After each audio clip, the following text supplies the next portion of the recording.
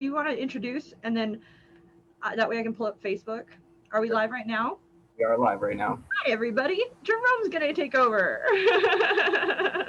Hello, everybody. Welcome to our CLCI Live, which we do regularly here on Tuesdays, but this time it's kind of special because we're overlapping with our 21-day challenge, which we have recently implemented into all of our socials, and we asked you guys to join us as well if you'd be interested. And just quickly, don't want to go too deeply. If you are interested in all of the rules, you can go ahead and go back on one of our videos previously over the course of the last 5 days. Really quickly, it's just a challenge to get you guys out and get you comfortable going live, posting content. In addition to it, we are exclusively holding a raffle to our alumni, which if you are to join us, you get put into a raffle by either hashtagging CLCI Live or doing the mentioning of us at Certified Life Coach Institute. And once that actually is complete over the course of 21 days, we'll select a winner for $300 worth of marketing funds that can be allocated towards you and your business. So today, as mentioned, is our regular CLCI Live, and we are here with Amy Keefner, and she recently graduated from our Level 1 Certified Life Coaching class. And we're going to help her out with some next steps here. Sometimes we like to go live with our alumni and answer any questions that they might have, and that is exactly what we're going to be doing today. I can go ahead and yourself, and then we'll go around the table a little bit here. Yes. Well, let's have. So, who wants to introduce first? We'll have Amy introduce first. Perfect. So, I'm Amy in Chicago, and I graduated from the Certified Life Coach Institute on Sunday. And so I'm very excited to get started in my new career. Lisa. Welcome, Amy. Thank you for being here. I'm excited to answer your questions. We all are. I'm Lisa, Certified Life Coach Institute. Been here a little while. Go ahead, Brooke. And I am Brooke. I am been here a little while, but not as long as Lisa. And then Jerome, did you introduce yourself? Not really. Hello, everybody. Also been here for a little while, not as long as Lisa or Brooke. I do feel like we've all been together for such a long time, so it's amazing. So today we're going to talk about Amy. Today it's Amy Day. So our first question. It's all about Amy? No, it was a different name. Anyway. Is moving forward, what are some questions you still have? Anything you want to work on? Anything we can help you with? Yeah, so I'm a sponge for constantly learning. So I've been doing a lot of podcasts and YouTube videos of other life coaches, and specifically like Rich Litvin lately, because during class we talked about his book, Prosperous Coach. And one of the things even during class was I'm struggling with coaching versus advising, and knowing that we're not supposed to advise. Like, we help get the client to the advice that they would want on their own. One of the things I was listening to yesterday with Rich was that he really, I heard him advising in certain things and telling a woman to go ahead and write in a journal, start a journal. So where do we draw the line of, I understand certain parts of advice, but of suggesting things, I guess, which to me sounded like advising? So what we're doing when we're coaching, especially in our training, is we're following the core competency and ethics of what ICF has laid out. That's not necessarily true of other coaches and what they're doing. And a lot of the misconception is consulting, right? It's consulting where they've added coaching. So whenever they've come up with that advice piece that you're noticing that came out of thin air, bloom, and it wasn't. So there's a thing as we get more experience with coaching that it's not only what the client is saying, it's also as we're watching the story build, as the body language is interacting, there's the things that the client is saying, but not spoken. So that's different. When it comes out of ether somewhere, that's all about the coach coming up with the advice, which is what we've trained talked about in the training that we're not doing. We're not coming with ether and throwing that in. And for one of the main reasons is we're empowering the student, or not the student, the client. We're empowering the client to be resilient for themselves. We get so used to using like Google for search everything, right? We can go to Google and look for advice on Google.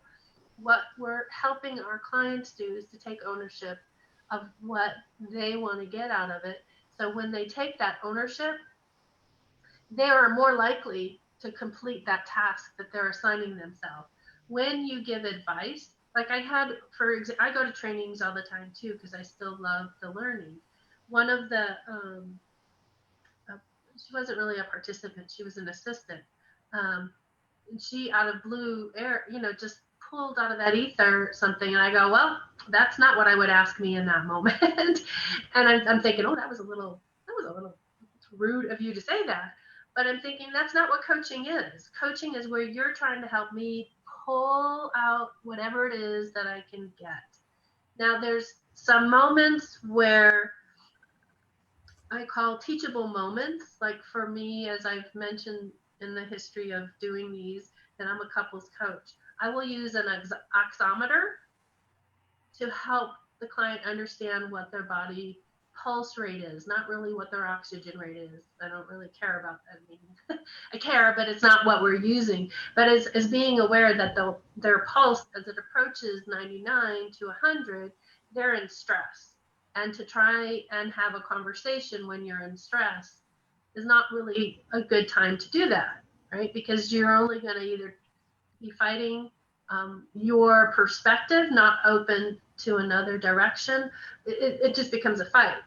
So those I will include small teachable moments.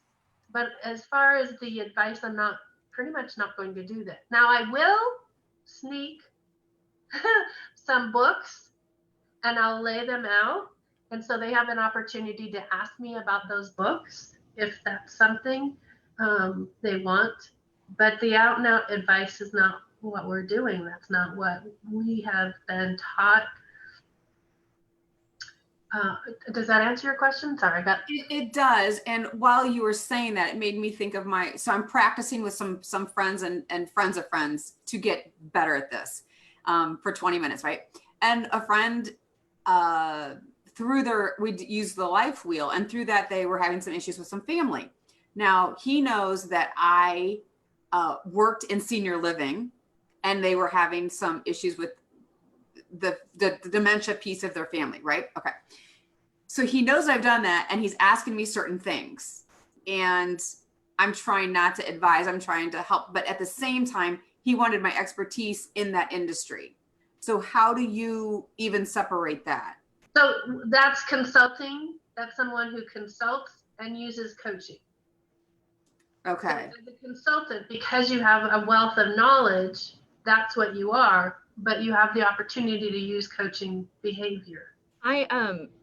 For me in my practice, I use coaching, but when in my own business, we'll say, I call myself a consultant or a strategist, but I employ coaching all the time. I mean, within it actually, and it is often more effective than anything else, quite honestly, because it's never a truer statement. When you tell somebody to do something, the odds of them actually doing it are so much lower than if they could generate the idea themselves, if they come to that conclusion.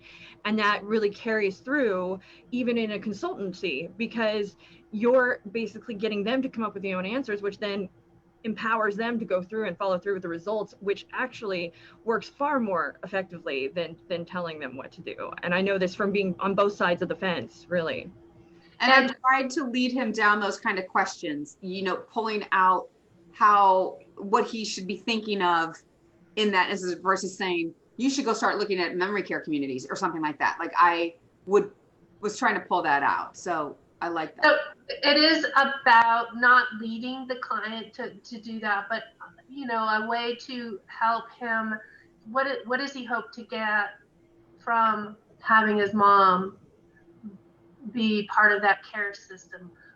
What is his goal, so that he can understand to work backwards and go that direction, perhaps. Mm-hmm. So it's helping him to formulate.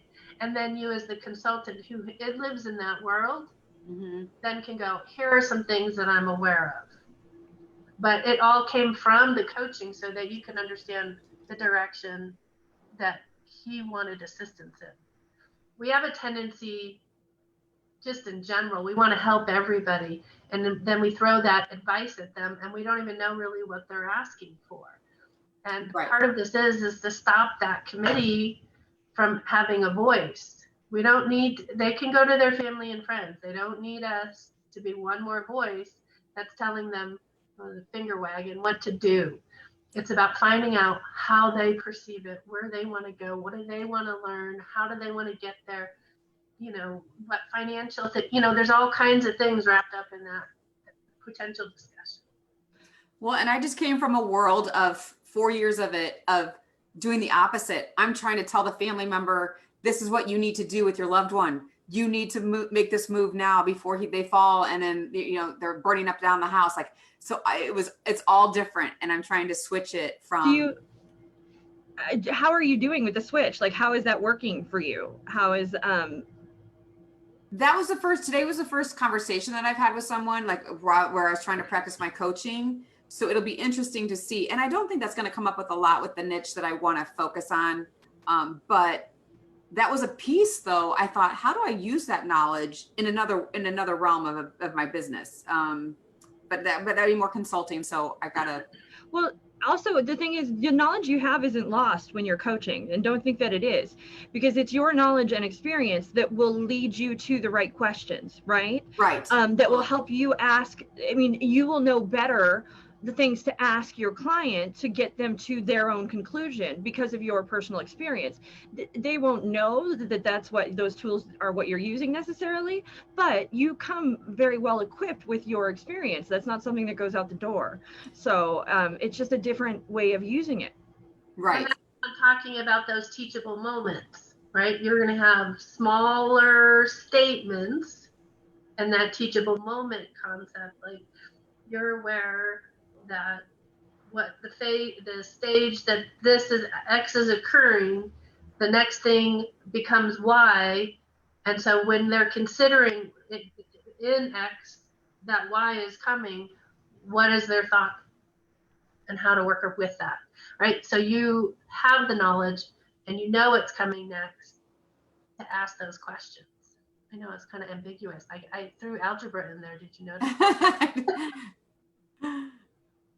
Yeah. Okay. So that's helpful to know that I can use some of it, but be sure and know when I'm consulting versus coaching and advising. Sure. Yeah. Yeah, 80-20 is usually what Lisa says. And then Dan will use this because he always goes, coaching hat off, coaching hat on, like, you know, or the other way around. And that's kind of what I had to say to my friend today. I said, all right, at the end of this, thank you for practicing with me. Now I'm going to put on my friend hat for a minute and just tell you, because I, you know, it was something that he normally would have asked me in a different realm. So anyway, but it's true. It's true. Taking that friend hat off and coach. Do you have any other questions for us? I mean, what else do you have? I have. Okay, so I'm struggling with company names. Oh, okay. And we worked on the elevator pitch in class, and I actually had, when you had the live afterwards, I was only able to catch a little bit of it because I needed to take that break, but it was fantastic. You guys did such a great job with everyone. But how do you kind of come up with your company name? Well, let's first, do you have your elevator pitch? I do. I'd love to hear it, because that will tell me a lot about what you and your business Okay. will be. All right. So mine were, I had a few of them. I empower individuals to move through their roadblocks to create the life they've always dreamed of living. And then I inspire people to create dreams and fulfill them. I transform people from being stuck in life to achieve their best future. Who are you helping?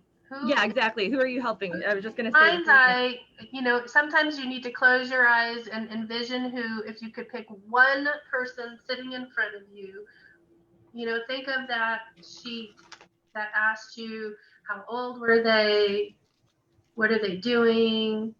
Where are they going? Who's Yeah. So I picture a female, but I also picture, I've been through so many life transitions between my 20s and my 40s. And so I'm having a hard time like kind of just narrowing that down, but it's typically a female going, go ahead. What I want you to do, just talk to us I'm gonna almost set a timer. Okay. And I want you to talk about those two. If you're divided, talk about the two groups. And so talk about one and then the other, and just keep talking until we tell you to stop about why one is, you're impassioned about one, why you're impassioned about the other. So it starts with not knowing what I wanted to major in college, thinking that I went through 3 majors, right? So not knowing what I wanted to major in, finally just got a liberal arts degree just to get out of school. Then which jobs to go look for. Didn't like my jobs, wanted to quit. What do I go do next? What do I really like? So then it was like, well, I got my jobs because somebody said, oh, you'd be good at this. You'd be good in sales. So I went into sales, AT&T for 16 years and didn't like it at the end. And so somebody said, oh, you should go into senior living. You'd be so good at it. Your passion is to help seniors. Did that and enjoyed helping people and working with the seniors, but didn't like certain parts of it. And I quit. And I left AT&T kind of during my midlife, right? So that's at midlife crisis. So that's why I'm struggling. I want to help all those people through those transitions of those tough life movements of trying to figure out what you want to be when you grow up, and then changing your life because of not liking your job or something. Okay, so you've worked with some people before, though, it sounds like, in some capacity, as a consultant or as a, in some regard, right? With families in senior living. Mm-hmm. Yeah. Think about your favorite client, like your favorite person that you worked with in that capacity. And what about them stood out? What about them made them your favorite? Who were they? Who are they? It was a woman, probably in independent living, still trying to figure out, she couldn't live at home any longer, but her family wanted her in a secure, safe place. But she was still young and vibrant and actually didn't want to be there. But she made the decision based on me and my, helping her through that, which was awesome. And then really helped her thrive there. So that's like the one that sticks out. Okay, so and tell me about how old. Would this be an ideal client for you? Is my question. No, because she was in her 80s, so that's why. But when you said that's who I've helped mainly in that type of realm. What about her? Okay, so what about her? Let's leave the age out. What about her made her ideal? Because she was just fun, and even though she didn't want to be in a senior living place, she was young at heart, right? Mm-hmm. Even though she was 80, she wanted to be in her 20s still. Okay, so with regard to the client, where are they at when they come to you? What position in life? So you're saying they're going through a transition, they're approaching a transition, or they're already in transition? They're transitioning probably into their last stage of where they're going to live. Okay. It is a transition. And I'm saying in the your now business, is that? Oh, so I don't have a business yet. So my coaching business, I picture like the young 20, mid 20 female who is like, what do I do now? I'm in my 20s and yeah. So that's much more specific now, right? Yeah. We've got a young mid 20s, and when you say when she's in a phase or a place of what do I do now, what is she leaving? Because what is she transitioning from? I think from college into her first job, and I think like me, I took a job to get a job versus really what I wanted to do, and because I didn't know what I wanted to do, I didn't have anybody helping me figure that out. Right. So it's sounding more and more to me like you are, it's almost like a career coach kind of area or niche. Kind of, yes. And ironically, I talked to one of our students that I met through class or before this call, and she used to be a career coach. And she's like, you know what, I helped people like do their resume and to try to get ready for the interviews. I don't want to do that. I want to help them figure out what their passion is, Okay. what they're meant to do in life. So, and then at the age of, so I'm going to ask you this question. At the age of 20, where were you with regard to your passion and figuring that out? Were you motivated to figure that out? Totally lost. Yeah. Had no clue. I thought I went into to college with my major thinking I was going to be radio television. I started in class, didn't like it. Moved into marketing and business, and ended up with the liberal arts, and then get out of school completely clueless because I didn't have a specified degree, right? Most people kind of know what they want to do. Most. I didn't. I was a weird education. So, but it's sounding to me like you're helping, young 20 something figure out what their passion is and sort of get it earlier in life, right? Yeah. It's really getting a jump ahead, because I think most people don't start to really explore that until a little later. At least for me personally, I didn't. Or I guess I did. Actually, I'll take that back. And I think you're right, Brooke. I think that's why I'm so torn between, because some 20-year-olds know what they want and they go. And so that's why I have that broader range of between 20 and 40 before midlife and kind of hits and stuff, or even when midlife hits, because it does happen at any of those ages. I think that's okay. I think that having that wider age range is okay for you. I think we just need to make sure we're specific elsewhere if we're leaving that a little more general. So, really, it's about the transition, though, is what you're doing. So you are helping people discover their purpose. So read your pitch one more time. I empower individuals to move through their roadblocks to create the life they've always dreamed of living. Okay. I'm just thinking about it here. So I empower individuals, which let's get more specific there with the individuals. We want to, right? So I empower women in transition, women who want to discover their purpose, women who haven't yet. I'm going to say what I'm hearing is women who are ready to go, but not quite sure which direction to go. Yes. And see, I like the verbiage on that too. It's not too out here. It's very, again, I almost envision like you got those little feet going. It's like, okay, but I don't know which way I want to go. There's all these options, right? There's a ton of, and you don't know. It's arresting. It's exactly. So what you're wanting to go towards to help. What was the question, Lisa?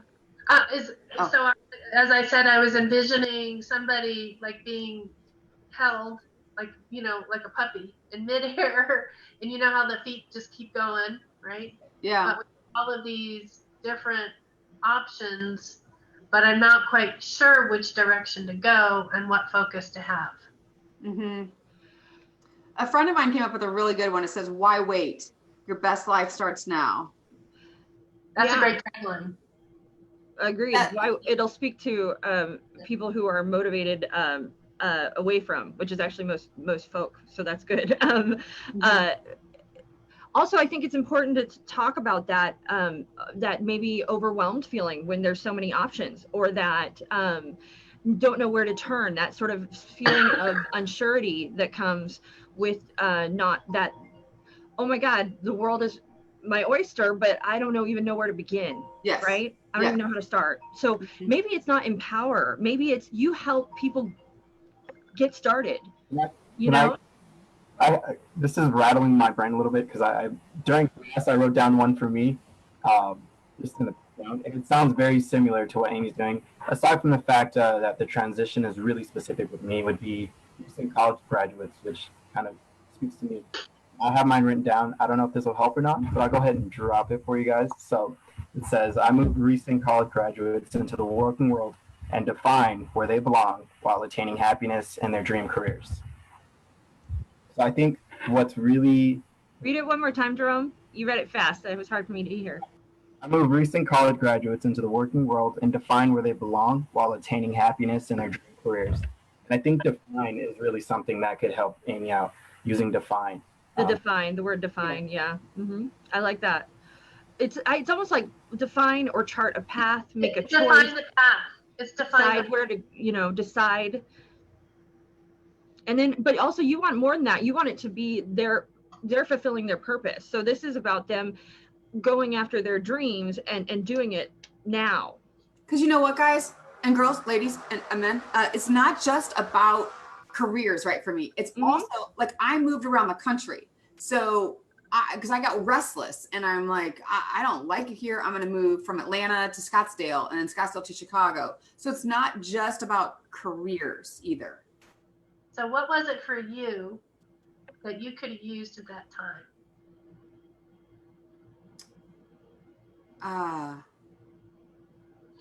Probably a coach, to be honest with you, to like kind of tell me, help me figure out what I'm so good at, what my passions are. And honestly, real quick, Brooke, Jerome, the reason I don't want to work with right out of school, now I think about this, is because I don't think they truly know their passions yet. Yes. Right? That's what, yes. I was, I don't. So maybe it's closer to the later, the 30s to 40s people, women, men. It's people who have been doing, I envision it as who've been kind of doing the grind, the rat race, the 9 to 5, and they want more. They want something else, and they're not feeling fulfilled. They're not feeling like what they're doing every day is mattering, and it's not. At the end of the day, they feel drained and not exhilarated, right? Yeah. And so I think that's a little bit later in life. I think there's something there for sure. So let's define what you do for that person and how you do it, and what the results are as a result of working with you. I think as a result, you are going to be able to live and I hate this term because it's so overused, but live your best life. You found your happiness, you found your joy, you found your passion. And I feel like passion is overused too. So, but that's what I'm thinking of. You have really found it's the thing that makes you get up every day and go to work. Or the word fulfillment comes to me in this. It's satisfaction, fulfillment, that feeling of just like you matter and what you're doing. You've found your place, right? And what you're doing makes it matters to you, and in whatever capacity that is. And like life is too short. Enjoy it. So we'll live it. Right? Just throwing something around for the woman who has wisdom and wants to open up to your purpose. Basically, that I think, Well, the thing about wisdom is, I feel like you're insulting a little bit because what about these other women who I don't know? I'm not trying to. But. I think. What if it's I work with women who are ready for change, are ready for fulfillment, who are ready to proceed in some capacity, and I help them find the direction so that they can end up at their end goal, their purpose, fulfilled, happy, living their life's purpose, right? Yeah. But you're helping the ready woman, the woman that's ready for some change, and she wants a coach to help navigate her through it, right? To help coach her through whatever that is, and motivate her to get in that direction and get those wheels turning and get that whatever get into change, movement and whatever change is for them. Exactly. Right. Whatever it be. That might be something. Maybe you get people moving. You help motivate. You find women who are ready to get moving, to move into action, to take action. So I had that as one of mine. I motivate women to transform their lives to be what they have always dreamt of being. Okay, I like that. I think the end we can work on it a little bit. And I think you say transform their lives. I help women. I think I would say, instead of transform, I want to put the word ready in there, like women who are ready. I help women who are ready to transform their lives. Or who want, not even ready, but who want. They might not. Yeah. Who want to. Although it could go either way. So whichever resonates better with you, because Okay. we can argue both sides of the coin. Yeah. I do with that. Yeah. I motivate women who are ready to transform their lives Mm-hmm. to be what they have always. I think take out motivate in the beginning. Just say, Oh. I work with women who are ready, or I coach women who are ready to transform their lives. And then do a so that they, and then we give them the results, your benefits.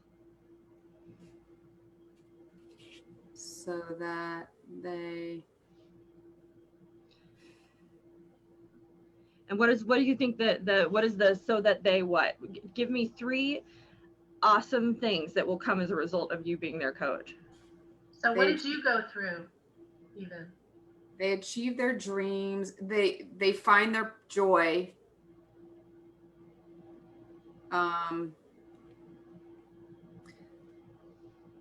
They live out their passion.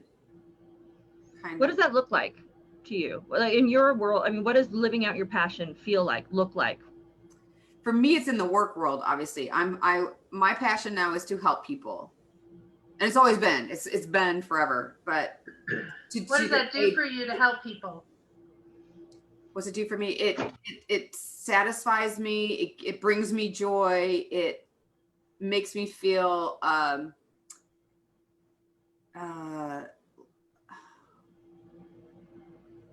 oh my God, like not gratitude isn't the word, but like even grateful that I could help them. It makes me feel just good. Yeah, that's what I want right there. So when I don't worry about the words, don't let go of worrying about how you're going to say it. Do me a favor really quick. Close your eyes if you can. Think about a moment in your life where you just felt fulfilled, where you were fulfilling your purpose, where you're taking those steps, and that emotional feeling of I'm on my path. I know what I'm doing. I know this feels right. And take a moment and sit in that.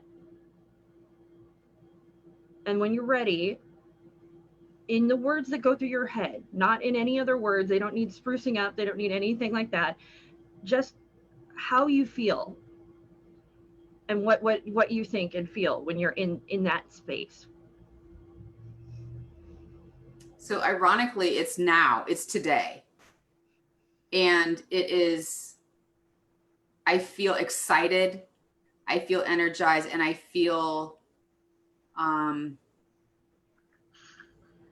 like a weight lifted off my shoulders that I finally found it. Lighter, right? Lighter. Yeah. Yeah. Exhilarated. Exhilarated. But I like that, energized, right? Mm-hmm. That's a huge, I mean, to being energized, that's huge. And that's a movement word, right? That's a word that expresses in action, doesn't it? Mm-hmm. Yeah. So I mean, I think that's a good thing to use. Anything else come through for you when you're thinking about that, when you're? I feel like there's a really cool adjective that I'm not thinking of, but like if I were to do synonyms of energized, it would come up in that. What does it feel like? Ecstatic. Okay. And, yeah. And purposeful. Mm-hmm. Ecstatic, purposeful, excited. It's that light on moment, right? That pep in your step. Yeah. Yeah. I know exactly what you're saying. I know what you mean. So let's okay, so read your pitch one more time. So you said, I coach women who are ready to transform their lives so that they achieve their dreams, find their joy. I think so that they can feel energized every day, so that they can, and it can be this simple. We want to simplify it because we're speaking to people on an emotional level. Remember that. And our emotional brain is simple. It's very simple. Big words go right over its head. So we need to just, I would say, to find energy to be excited to get up and go to work each day, or to be excited to wake up and live their life and have purpose. And that feeling of, oh my God, I'm happy to wake up today and do what I have to do. It's not what I have to do, it's what I get to do. Yeah.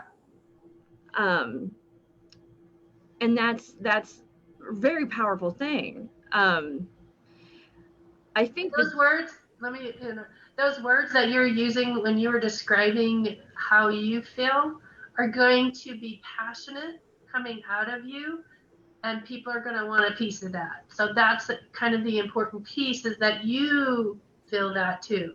maybe it's, I help women discover excitement for life so that they can feel energized energized every day. Like I have energy to live, find a zest, a zeal, the excitement to live again,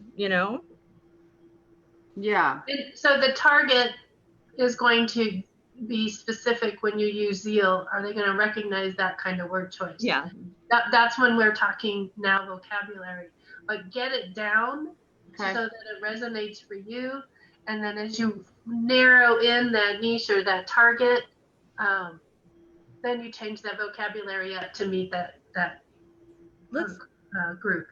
And then let's bring this to business names now. So let's try to bring it full circle. So now we know a little bit better about what you're doing. You are working, as we said, with women who are ready and motivated to start living their life's purpose and discover what that is and chart a path to get there so that they're excited every day. What kind of coach is that? That kind of coach is a motivating coach. Okay. Motivational coach. Yeah. Okay. Yeah. Well, that's something that you might want to consider making your business name, putting that in your business name. Having that, because it's really always a wise choice to have a keyword in your business name if you can. Simply because that will help you down the line with searchability and things like that.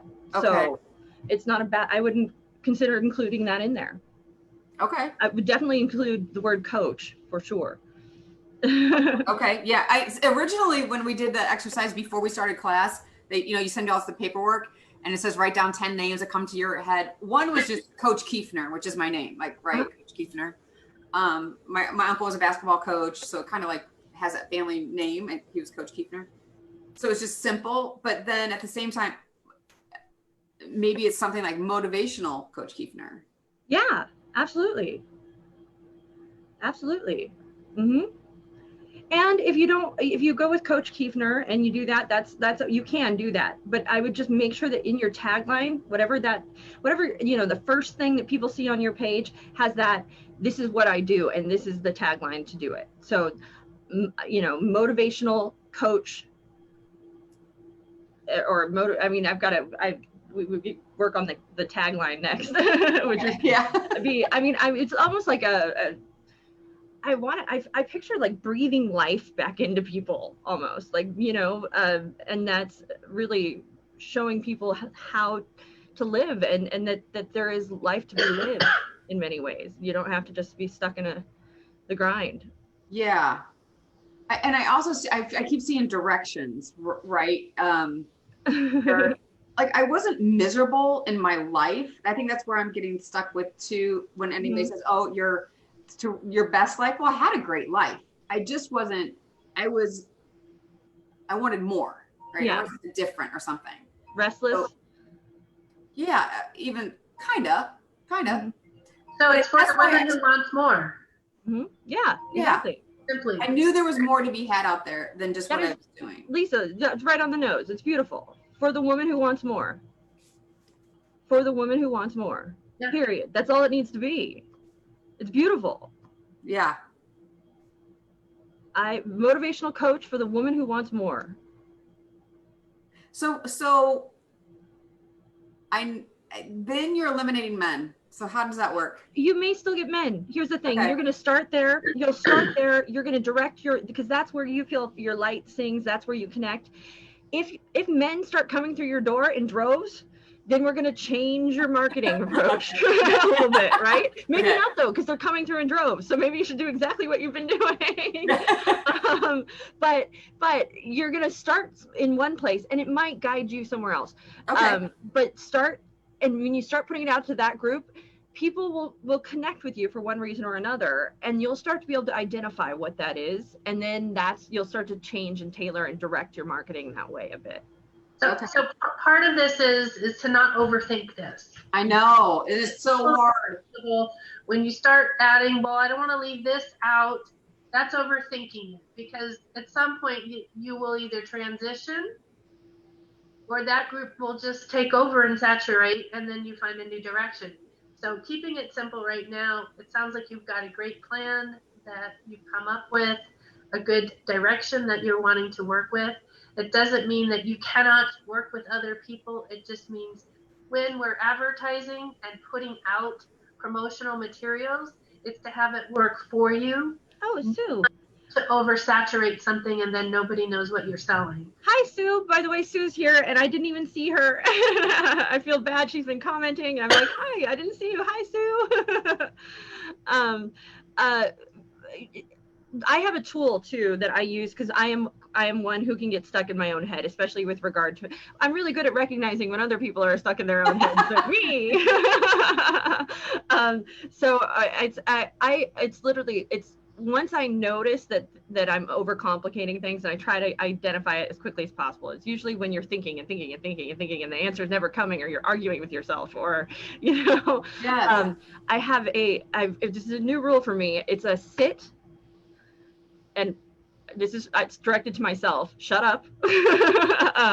Sit, and then just center. And I try to just take a quiet moment and get in touch with my core, with my heart. I take it from my heart, I take it down to my gut, and then I sit and I just sit there and I go and take a breath. And when I feel solid, when I feel that like alignment and I feel solid, that's when I can proceed and move forward. And that's when I can, take the next step or start to, because otherwise it's just this thing that keeps going and you never have an answer. And so it's and asking a bunch of people for different opinions too. And it doesn't always help either, right? Yeah. Like, but taking that moment to sit in a quiet space and just get yourself centered and think about whatever it is you've got. Take a moment, silent, and then just get it to resonate from here to your heart to your gut. And when all three are there, you'll know the answer. Like it will sit right with you and be like, this is it. This is how I proceed. Yeah. Awesome. Sometimes I will need to exercise first, meaning like go for a walk, get up, get away from it first before I can even get to that, what Brooke is discussing. So for me, I keep that in mind, paying attention to what I'm feeling and to recognize what my next step need is. And I don't want to get hung up on a name. I want to get hung up on my helping people and getting started coaching. So that's the thing. Like you said, don't overthink it. Just the name coach, you've got that in there. That's great. That's amazing. I mean, as long as you've got the coach in there, you'll be fine. And you do. And then just make sure that the first thing they see whenever they land on anything of yours, it's that women who want more. I mean, okay. Yeah. Okay. That speaks to me. Jerome, I know you're not a woman, but. Okay. Jerome hat off, woman hat on. Woman hat on. Or if as a man, would that speak to you if it was, yeah. I mean, we were speaking about it. Amy said she didn't want to exclusify it to women, but just listening to everything that you've said, I mean, that's the space that I'm interested in. I mean, you're speaking about someone, well, you were speaking about someone in their mid-20s. Everything you were saying was kind of connecting with me a bit. So I don't think necessarily niching down, your name or your phrase that comes along with the name of your business kicks out and pushes away people. I think your message is really what brings everybody in beyond that. So. Okay. Thanks, you guys. This has been amazing. I got like my own free consulting class today. Thank you for being here. Hi, I'm going to say hi to Leslie. Leslie Danielson's here. She says hello. Jerome, she says, so great to hear you speaking up there. Yes, exactly. We always love to hear you speak. Is there anything else we can help you with, Amy?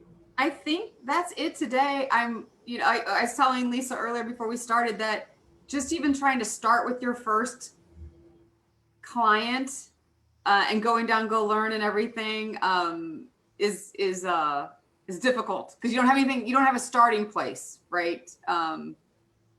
With that person. So, maybe that's what I could ask you real quick because I know you're running out of time. But Do you ask for some backstory on them before you start if you don't know them at all? So I start with what's brought you in here today, and share with me what's brought them in here today. What would you like to work on today?